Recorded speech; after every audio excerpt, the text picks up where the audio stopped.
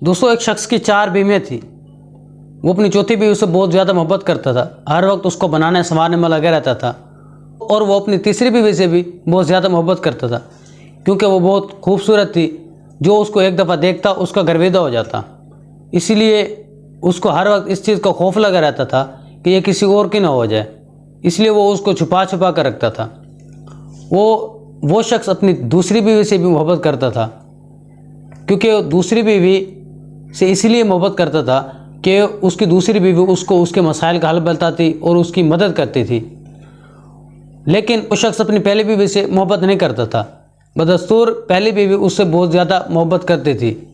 अब हुआ ये कि एक दिन वो शख्स बहुत ज़्यादा बीमार हो गया। इतना बीमार हुआ कि मरने के बहुत करीब पहुंच गया। उसने सोचा कि मेरे पास 4 बीवियाँ हैं, मैं मरते हुए किसी एक को तो साथ ले जाऊँ। उसने अपनी चौथी बीवी से कहा कि मैंने सारी ज़िंदगी तुमको बनाने संवारने में गुजार दी, तुम पर अपना माल खर्च किया, क्या तुम मेरे साथ कब्र में चलोगी? चौथी बीवी ने जवाब में इनकार कर दिया। अब उसने अपनी तीसरी बीवी से कहा कि क्या तुम मेरे साथ कब्र में चलोगी? तीसरी बीवी ने जवाब में कहा कि अब इस दुनिया में मेरे चाहने वाले बहुत ज़्यादा हैं, मैं किसी की भी हो जाऊंगी, लिहाजा मैंने कब्र में आपके साथ नहीं जाना।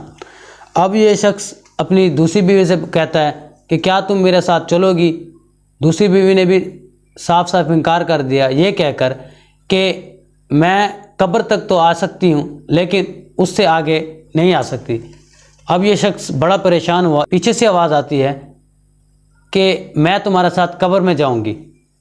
जब इसने पीछे मुड़कर देखा तो इसकी पहली बीवी थी, जो अदम तवज्जुही और ग़िज़ा की कमी की वजह से बहुत कमज़ोर हो चुकी थी, जिसके सबब वो उसके कब्र में किसी काम की ना थी। अब ये शख्स बहुत अफसोस करता रहा।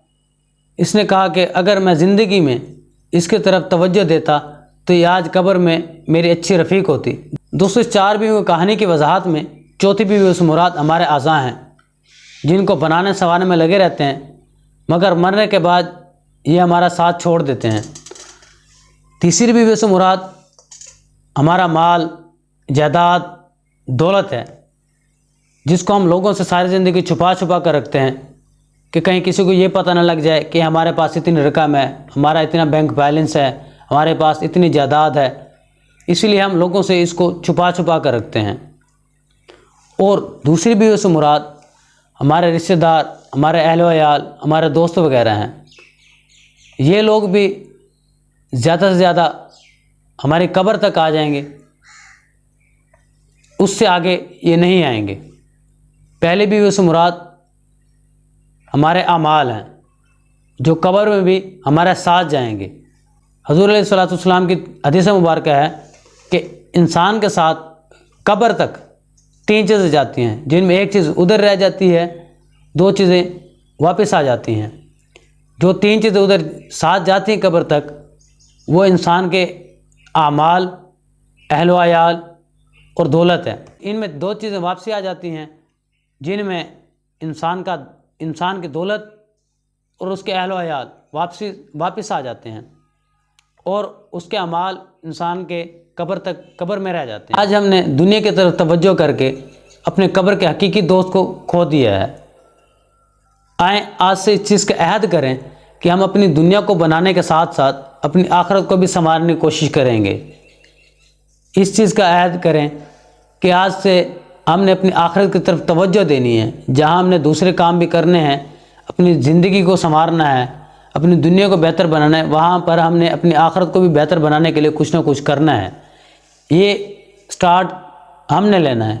आज से इस चीज़ का अहद करें, पक्का अहद करें।